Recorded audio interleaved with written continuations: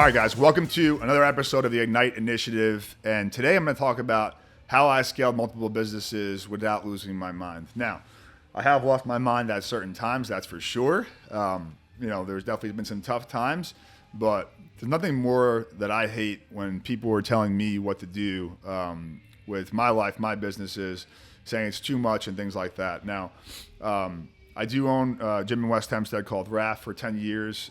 We own a gym in Glen Head for 2 years, and I also own I'm part owner of Curbside Mexican Grill.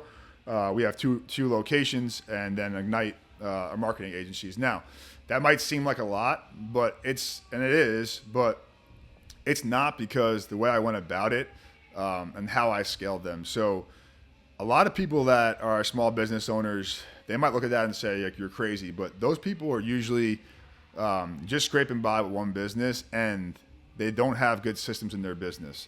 They're doing everything inside their business. They never built out teams before.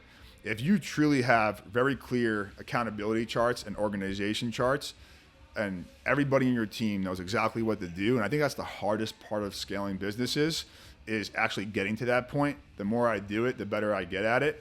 But if you do that, you can scale as many businesses as you possibly want to. And your role doesn't have to be huge in them. It can be pretty big, or you can just be the visionary. I'm definitely a visionary. I see the idea. I see, what the vision for my business is.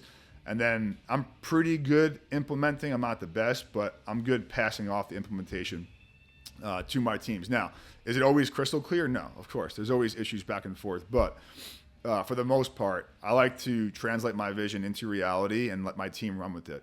There's always the pushback that you're going to get from friends, family, from people out there. But if you can scale one business, you can scale multiple businesses.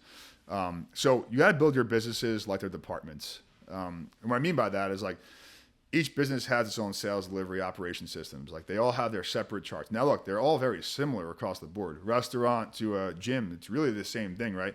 You need people to come into the door. You need to treat those people great with great service. You have to have a great product behind it, right? So same with training, right? It's the same exact thing. Just getting people to come in. So that's the marketing side of it.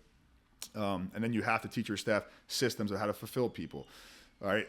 If you have 20 orders in the kitchen going on at once, right? It's the same thing as having, 20 clients a week at your, in your personal training studio. How can you organize and fulfill the processes so you can keep on piling it on? So the other thing I want to talk a little bit deeper on is the accountability charts. So every role has an owner in your business. So that's huge, because I think a lot of people, and we struggle with it at times for sure, and it took us a while to get here, but at the same time, everybody knows what they're responsible for and what they need to do on a daily basis inside of our businesses. Now, in the beginning, is it pretty? No.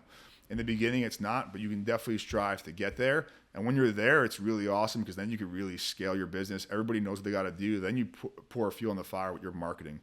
Another big thing with these accountability charts is you're delegating outcomes, not just tasks. So for me, it's like, for our sales manager for the gyms, it's like, I don't care how you get there. Like, we just need to get 30 signups this month, right? Like, that's our goal, right? So however you want to get there, let them have freedom and creativity. People want that too. People on your team will strive with that. Some people won't. You also have to read the room. And, if it's somebody that needs more direction, you can give them that. But if it's somebody that has a creative mind, just tell them the outcome that you want. And as long as the outcome is happening, then you're all good, right? So that's huge, and that should always be a part of it. And that goes on.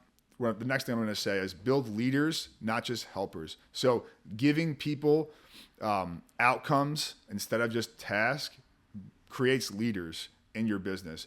And you are not the only leader in your business. Everybody in your team should be a leader and should be working towards leadership as your business grows.